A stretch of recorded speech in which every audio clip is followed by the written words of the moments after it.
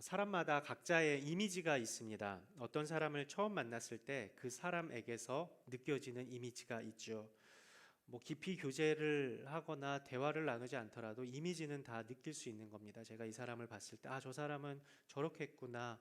이 사람은 이러지 않을까라는 추측들, 그 이미지에 대한 추측들을 할 수 있죠. 저 사람 되게 친절할 것 같다. 저 사람 되게 진실될 것 같다. 저 사람 되게 사기칠 것 같이 생겼다라는 사람들도 있을 거고, 물론 여러분에게 하는 말은 아닙니다. 여러분 그런 분들 안 계시고 우리가 이미지가 있는 거죠. 그런데 그렇게 예측하는 이미지가 맞을 때도 있지만 틀릴 때가 더 많은 것 같아요. 내가 생각했었던 이미지와 다른 경험들을 하면서 우리가 알게 되죠. 대화를 나누고 교제를 하면서 그 사람을 점점점 알아가게 되면 그랬을 때 내가 생각하고 있었던 이미지와는 다르구나라는 것을 느낄 때가 많이 있습니다. 사람마다 좋은 이미지로 비춰지기를 원합니다. 그런데 중요한 것은 이미지가 아니라 그 사람 자체가 어떠한가가 더 중요합니다. 아무리 좋은 이미지로 포장을 한다 한들 사람이 별로면 그 사람은 좋지 않은 사람, 그 사람의 이미지가 별 의미가 없다라는 겁니다. 여러분도 저와 여러분이 그랬으면 좋겠어요. 겉으로 보여지는 무엇에 집중하지 말고 우리 안을 잘 채우면 좋겠습니다. 우리의 내면을 든든하게 세우고 우리의 영을 성령으로 충만하게 채울 때 우리의 이미지와는 상관없이 우리는 하나님께서 세상 가운데 드러내 보여주시기 위한 통로로 쓰임받을 수 있게 된다라는 거예요. 나는 이미지가 별로다라고 생각하시는 분들 개념치 마십시오. 여러분 스스로가 얼마나 빛나는 사람인지 모릅니다. 여러분 안에 빛이신 예수 그리스도께서 계시기 때문에 그렇죠. 여러분 안에 그리스도의 마음을 품으십시오. 주님을 삶의 주인으로 모시십시오.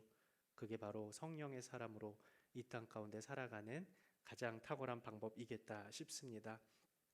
자, 제가 이미지를 이야기를 했는데 이걸 물어보려고 앞에서 그렇게 얘기했어요. 제가 한 단어를 여러분에게 이야기할 텐데 이 단어가 여러분에게 주는 이미지가 어떤가 한번 생각해 보시죠. 율법. 율법이라는 단어는 여러분에게 어떻게 들려집니까? 표정으로 말씀해 주시는 건가요, 지금? 자, 대답하기 어려우면 두 가지 중에 하나 결정해 보시죠. 긍정적인 이미지예요, 부정적인 이미지예요? 부정적인 이미지죠. 하나 더 해보죠. 하나님. 여기서 표정 관리를 잘 하셔야 됩니다. 하나님은 긍정적이죠. 선하신 분이시죠. 하나님 하면 긍정적인 이미지가 당연한 것이 하나님은 선하신 분이시기 때문에 그렇습니다. 하나님 그분 자체가 선이시죠. 그러니 우리가 하나님을 믿고 신앙생활을 하는 것이겠죠. 그런데 물어볼게요. 율법은 누가 누구에게 주셨습니까? 하나님께서 이스라엘 백성들에게 주셨습니다. 자, 하나님은 선하신 분이십니다. 하나님께서 주신 것은 선하지 않은 것이 하나도 없습니다. 그렇다면 율법은 어떤 것입니까? 선한 것이죠. 그런데 우리는 율법 하면 그 이미지가 부정적이고 뭔가는 좀 깨림직한 것이라고 생각을 하는 거죠. 사실 율법은 우리가 율법에 대해 가지고 있는 이미지보다 훨씬 더 긍정적입니다. 우리 시편 1편 1절과 2절 말씀 우리 개역개정 번역으로 한번 같이 읽겠습니다. 시작. 복 있는 사람은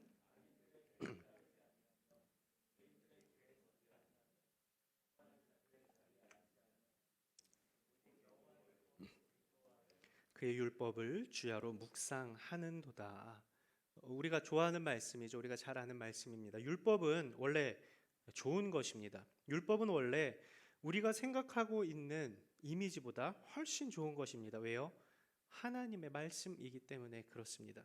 율법에 대한 부정적인 이미지 때문에 오히려 이 율법 본연의 모습과 하나님께서 율법을 주신 것의 본의가 잘 전달되지 않는 것도 물론 사실입니다.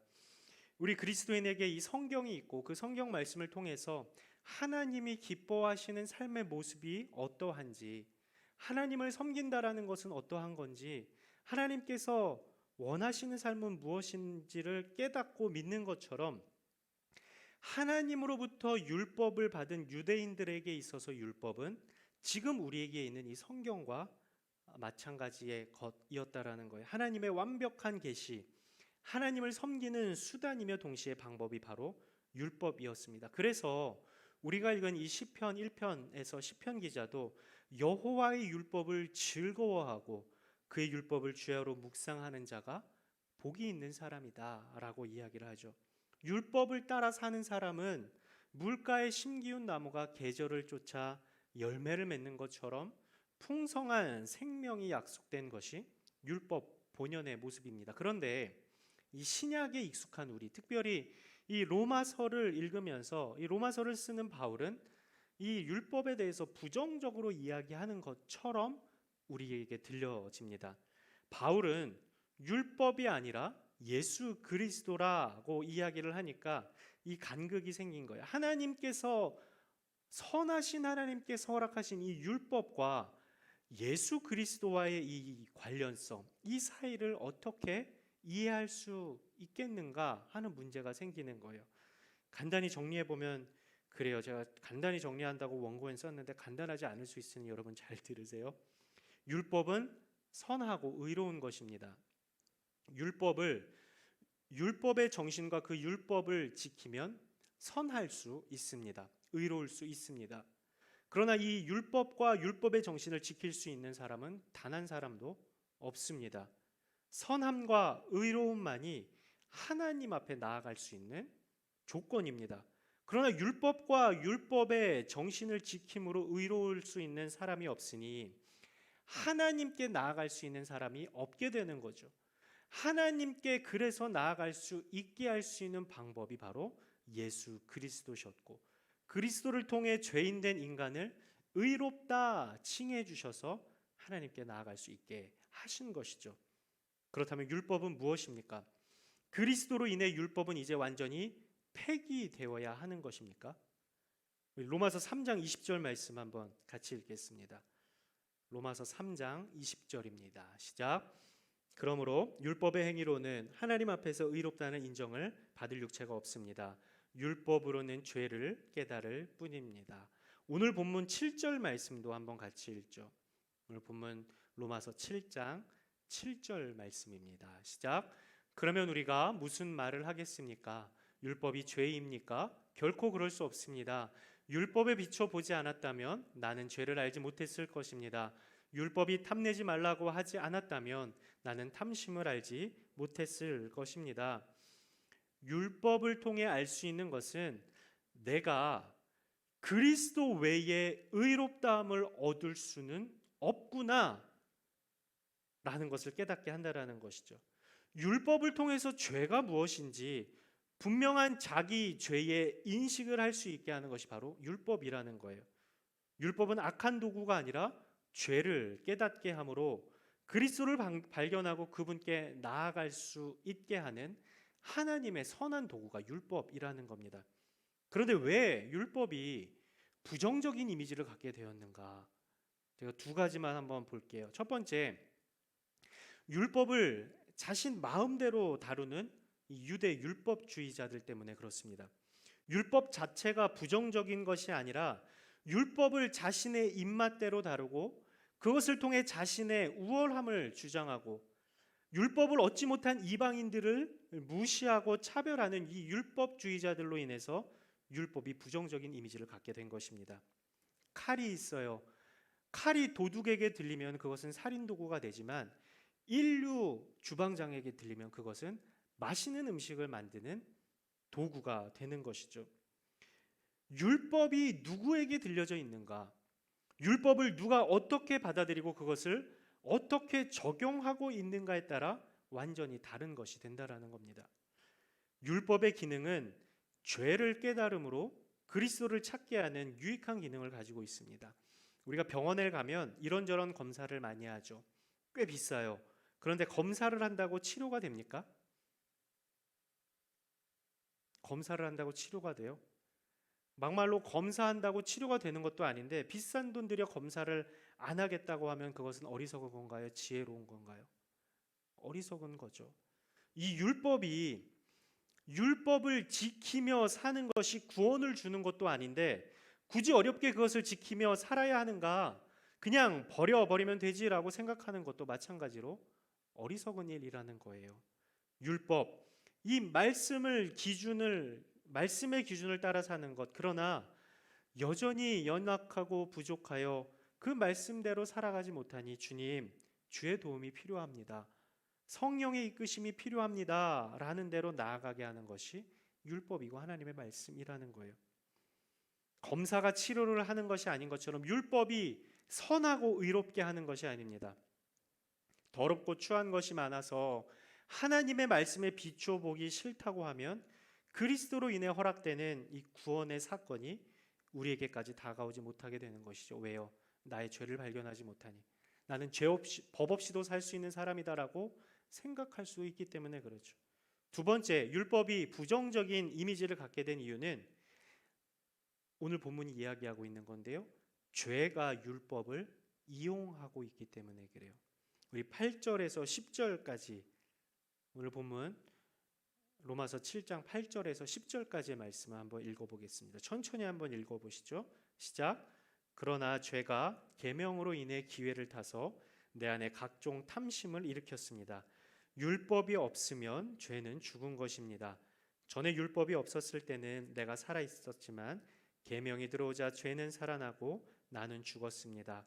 생명에 이르게 할 그 계명이 나를 죽음에 이르게 하는 것이 됐습니다.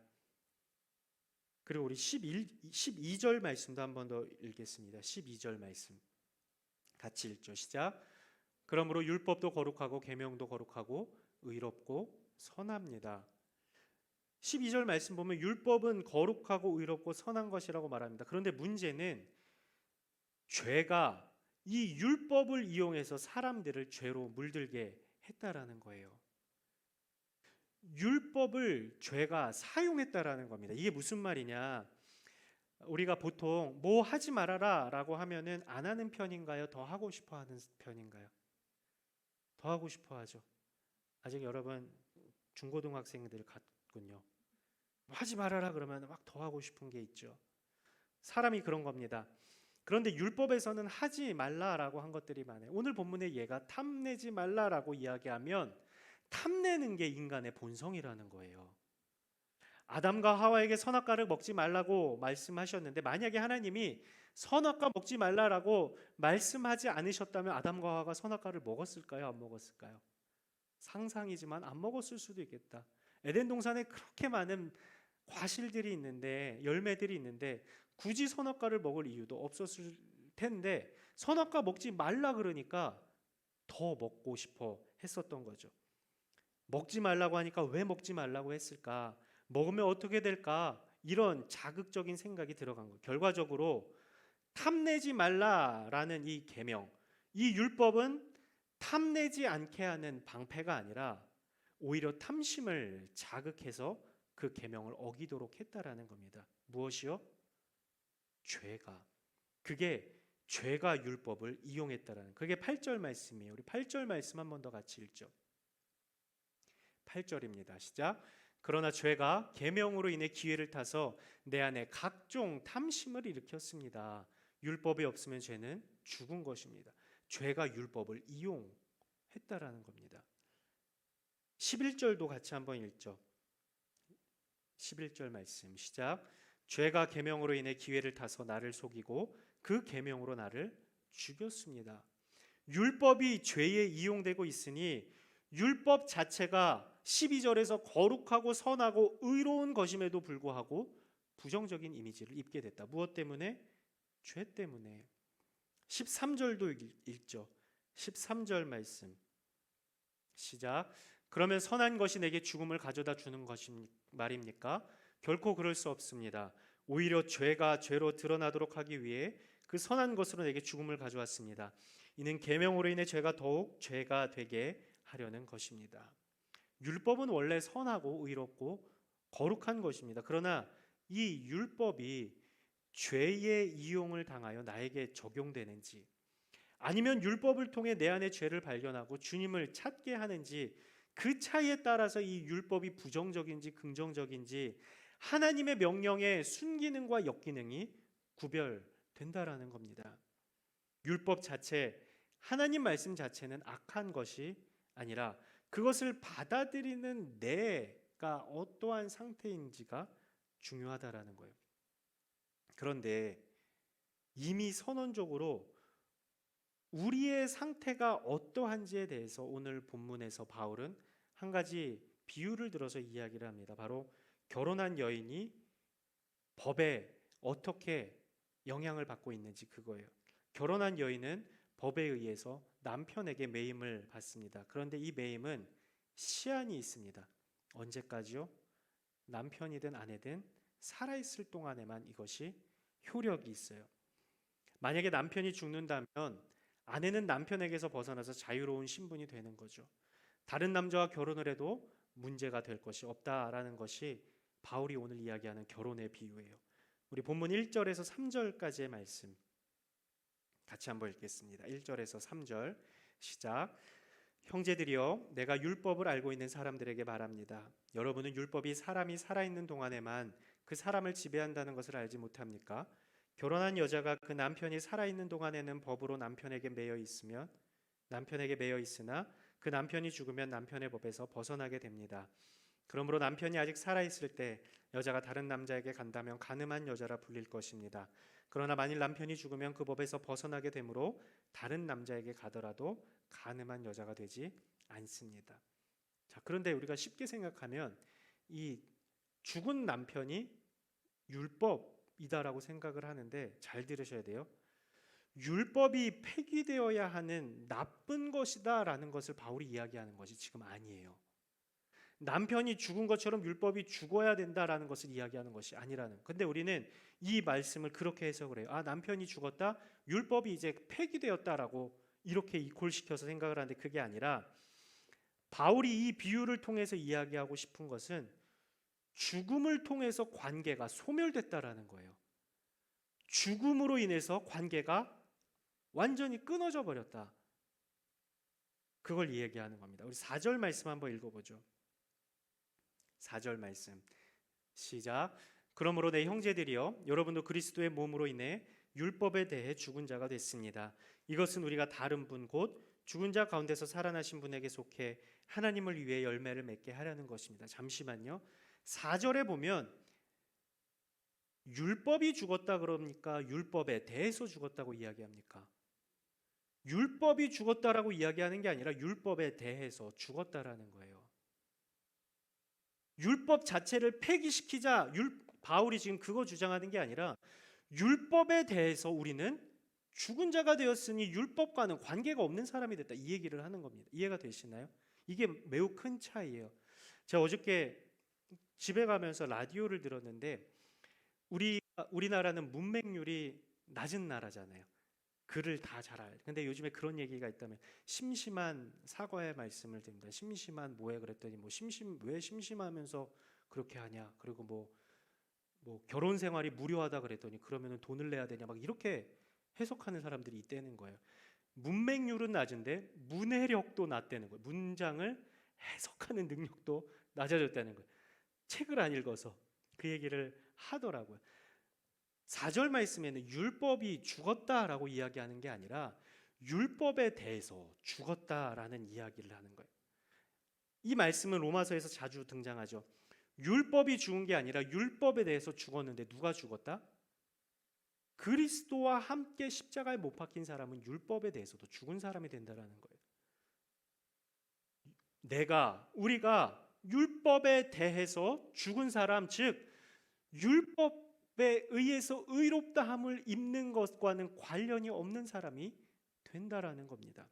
죄에 대해서 죽은 자가 되었다라는 것, 무엇을 통해서요? 그리스도께서 죽으심을 통해.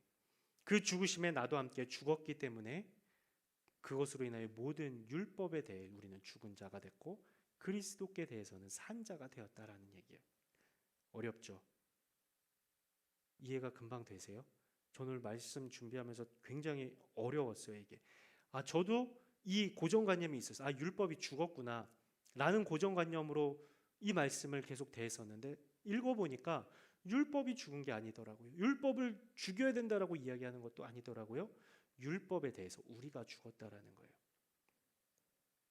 율법에 대해 죽었다는 것은 그리스도의 죽으심으로 우리가 율법에 대해 죽은 존재, 율법과는 관계가 단절된 존재가 됐다라는 겁니다. 그리스도의 죽으심을 믿음으로 우리가 율법에 대해서 죽었으니 더 이상 율법 아래에 있는 존재가 아니라 하나님의 은혜 아래에 있는 존재가 되었다라는 거죠. 근데 여기서도 이 말씀을 우리가 우리 입맛대로 해석하면 안 돼요. 율법에 대해서 죽었으니 나 스스로를 비추어 볼 율법이 사라져서 아무렇게나 죄를 지으며 살아도 된다라는 말이 아니라 엄연히 율법은 존재하고 다만 율법에 대하여 죽고 은혜 아래 있는 존재가 됐으니 율법에 매여서 율법을 지키려고 아둥바둥 사는 사람들이 아니라 은혜를 입은 자로서 은혜에 감사함으로 사는 사람이 되어야 한다라는 거죠. 율법에 대하여 죽었기 때문에 율법으로부터 해방된 것입니다. 율법이 없어졌기 때문에 해방된 것이 아니라 율법에 대해서는 죽었고 율법 아래에서 벗어났기 때문에 우리는 율법으로부터 해방받은 존재가 된다라는 거예요. 더 이상 율법 아래의 삶이 아니라 그래서 죄에 이용되는 율법도 나와는 무관한 것이 되는 것이고 율법으로 인해 깨달은 죄로 인해서 죄책감으로 살아가는 것도 아니고 죄가 있지만 죄를 능히 없이 하시는 하나님의 은혜 아래에서 살아가는 삶이 되었다라는 거예요. 무엇으로요? 그리스도께서 십자가에 죽으시고 다시 사심을 통해서 율법 아래에 율법에 매여 사는 삶의 결과는 죽음이고 은혜 아래에 은혜에 이끌려 사는 사람의 삶의 결과는 생명이라는 겁니다. 그게 오늘 보면 5절과 6절 말씀이에요. 5절 6절 말씀 같이 한번 읽죠. 시작. 우리가 육신에 있을 동안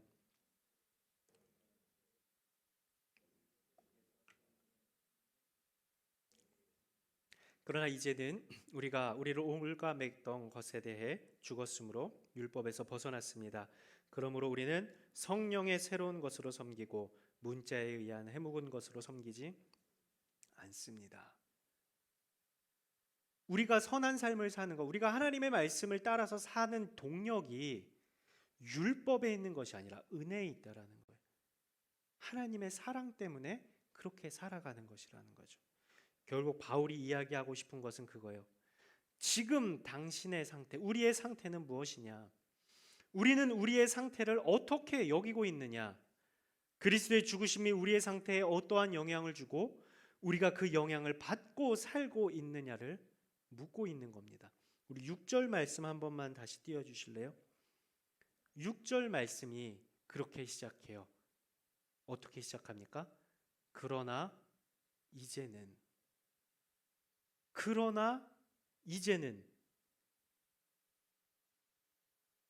과거, 그러나 이제는이 아니라 그러나 이제는 앞부분, 이 과거, 그리스도의 십자가 사건과 그 십자가를 믿음으로 구원을 얻기 전에 우리는 율법 아래, 이 율법에 묶인 사람들이었지만 그러나 이제는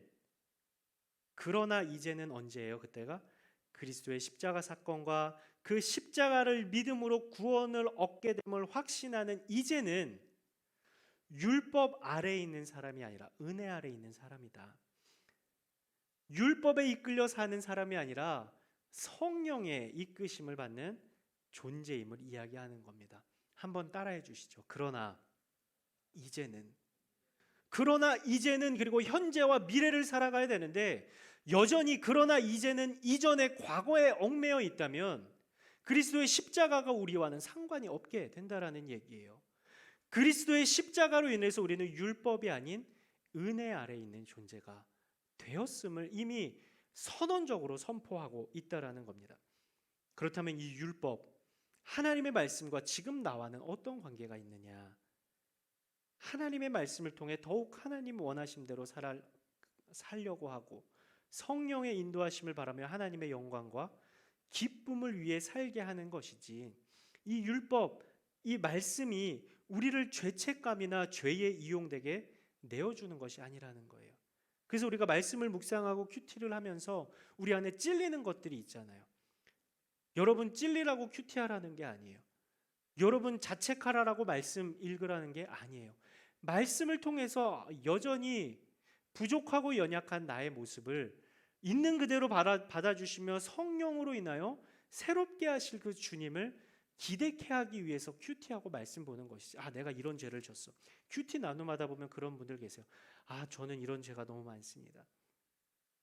여전히 그 죄책감 아래 있는 것에서 벗어나지 못하는 사람들이 있다라는 거죠. 그게 아니라 이 말씀은 이제 우리가 살아가는 동력이 하나님의 사랑이고 하나님의 은혜임을 깨달음으로 그 은혜를 날마다 새롭게 해서 맞아, 나는 은혜를 입은 사람이지, 그리스도의 사랑을 경험한 사람이지, 그 사랑이 동력되어 하나님 기뻐하시는 삶을 살게 한다라는 거죠. 사랑만큼 큰 힘이 없죠. 사랑만큼 사람을 움직이는데 가장 강력한 힘을 주는 것도 없다고 이야기합니다. 그리스도의 사랑이 우리 안에 있기 때문에 우리는 말씀대로 살아가는 거죠. 이 말씀 안 지키면 혼날까 봐, 이 말씀 안 지키면 벌 받을까 봐 벌벌 떨면서 말씀을 지키는 것이 아니라 하나님이 나에게 이러한 사랑을 주셨으니 나도 하나님 사랑한다면 이렇게 살아야겠구나를 보여주는 것이 이 말씀. 그래서 말씀을 통해서 우리는 은혜를 늘 발견해야 한다라는 거죠.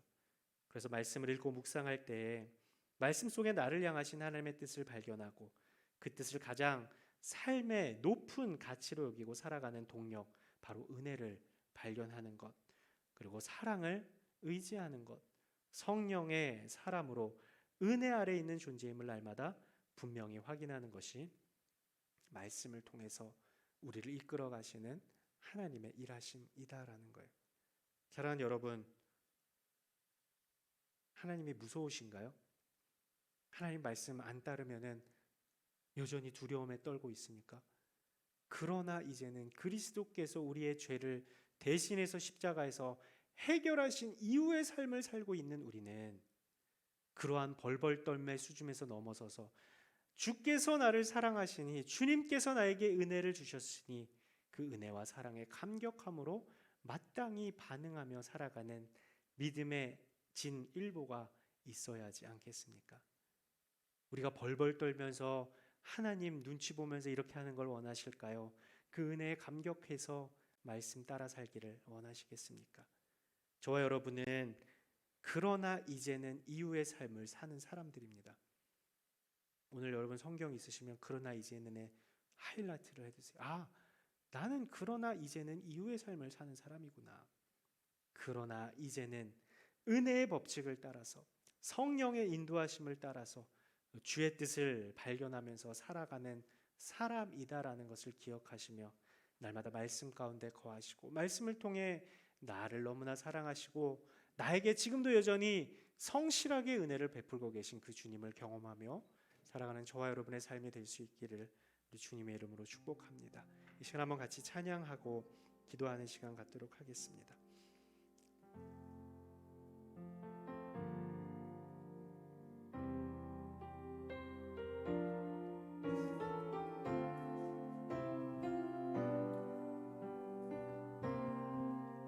오늘 이곳에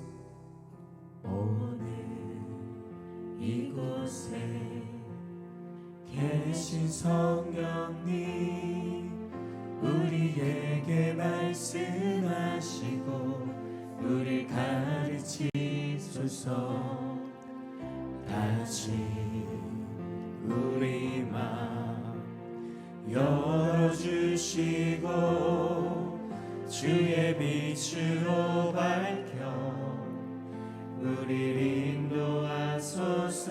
오늘 이곳에 계신 성령님, 오늘 이곳에 계신 성령님, 우리에게 말씀하시고 우리 가르치소서.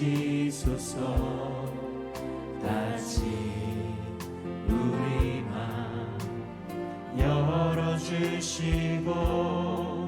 주의 빛으로 밝혀 우리를 인도하소서.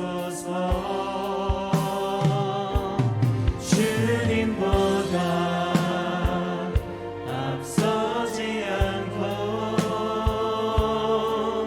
겸손하게 주님의 말씀 기다리니 주님 손에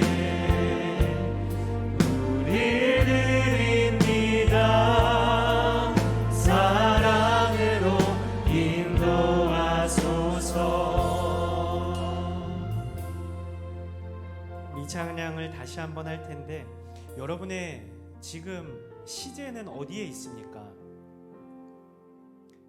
지금 그리고 그 이후를 살아가고 있습니까? 아니면 지금 이전 그리스도의 십자가 사건 이전의 삶에 묶여 있습니까? 그 이전의 시간에 묶여 있다면 그리스도의 십자가의 사건이 나에게 현장감 있게 현실감 있게 경험되게 해주십시오. 구하시기를 바랍니다. 그리고 그러나 이제는 그 이후의 삶을 살고 있다면 성령의 이끄심에 내가 겸손히 순종하겠습니다. 성령님 나를 붙잡아 주십시오. 그 고백으로 자리에서 일어나서 한 번 더 같이 찬양하며 나가겠습니다. 오늘 이곳에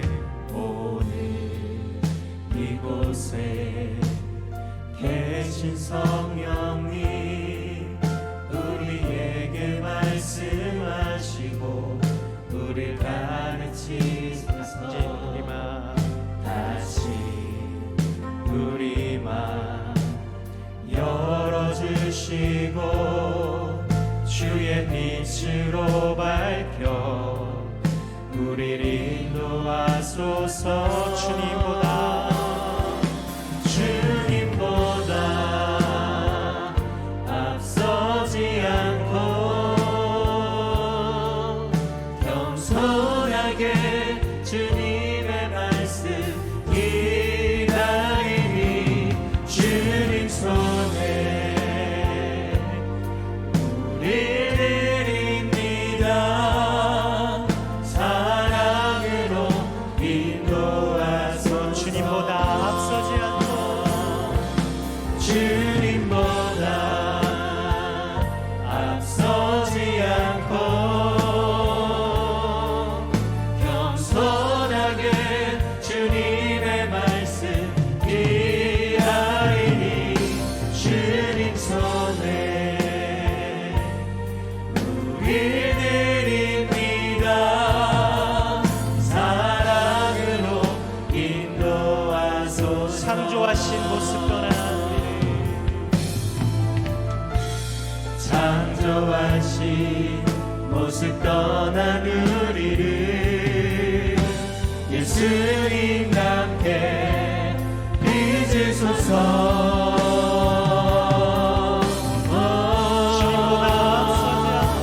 주님보다 앞서지 않고 겸손하게 주님의 말씀 기다리니 주님 손에 우릴 드립니다. 사랑으로 인도하 주님보다 앞서지 않고 주님보다 앞서지 않고 겸손하게 주님의 말씀 기다리니 주님 손에 우릴 드립니다. 사랑으로 인도하소서. 한번 같이 기도하시죠. 주님, 성령의 이끄심을 따라 겸손히 순종하며 가겠습니다. 그것이 뭔가 두려워하기 때문이 아니라 억지스러운 것이 아니라 주께서 우리에게 베풀어 주신 그 사랑이 동력되어 그 사랑에 마땅한 반응이 되어 하나님의 말씀 따라 주의 뜻을 쫓아 살아가는 저희의 인생 되게 하여 주시옵소서. 그런데 우리의 육신이 말을 듣지 않을 때가 참 많이 있습니다. 그럴 때 성령님 우리의 삶을 주장하여 주시옵시고 성령의 인도하심과 성령의 도우심과 성령의 민감하게 반응함으로 하나님의 사람으로 살아갈 수 있는 저희의 인생, 그러나 이제는 이후의 삶 살아가는 은혜 아래에 있는 삶이 되게 하여 주시옵소서. 이 시간 한번 같이 기도하며 나아가겠습니다. 거룩하시고 자비로우신 아버지 하나님, 우리는 우리의 현재 어디에 발을 붙이고 있습니까? 그러나 이제는 그리스도께서 우리를 향해서 흘리신 그 보혈의 피, 그 그것을 믿는 믿음으로 하나님의 자녀로 구원의 확신 가운데 살아가는 삶의 자리 가운데 있습니까? 아니면 그 이전에 아직도 그리스도의 십자가 사건과 나는 무관하다라고 여기는 그러한 위치 가운데 있습니까? 그러나 주님 우리에게 말씀하셨으니 죄를 이기고 승리하신 그 주님과 함께 성령의 인도하심을 따르며 성령의 원하심 가운데 거하며 성령께서 말씀하시는 대로 겸손하게 그 음성 들으며 순종하며 살아갈 수 있는 저희의 인생이 될 수 있도록 인도하여 주시옵소서. 하나님의 말씀을 따르지 않으면 벌 받을까봐, 하나님의 말씀을 지키지 않으면 이 죄책감 때문에 그 말씀을 따라 살아가는 것이 아니라 나를 사랑하사 당신의 독생자 외아들을 이 땅에 보내시고 피를 흘리면서까지 죽으시면서까지 우리를 건지신 하나님의 사랑에 감격하고 그 사랑의 동력이 되어 주님, 나도 주님을 위해서 살겠습니다. 나도 주님께서 원하시는 삶의 자리에 있겠습니다. 그렇게 헌신하며 결단하며 살아가는 저희 인생 될 수 있도록 도와주시옵소서. 허나 주님, 이 세상이 우리를 가만두지 않습니다. 우리의 육신이 우리의 원함과 세상의 원함에 발맞춰 나갈 때가 너무나도 많이 있습니다.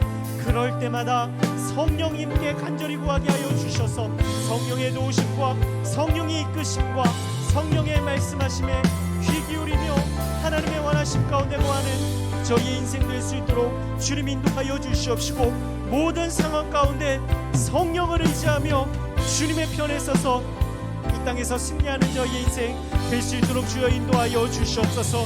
주님 손에 우리의 삶을 드립니다. 주님 우리를 인도하여 주시옵소서. 그 사랑으로 인도하여 주시는 것을 날마다 경험하며 살아갈 수 있도록 주여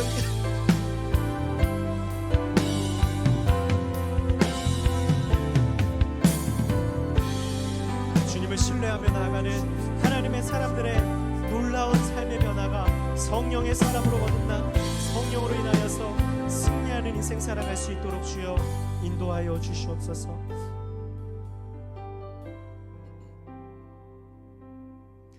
사랑하는 여러분, 여러분은 어디에 서 있습니까?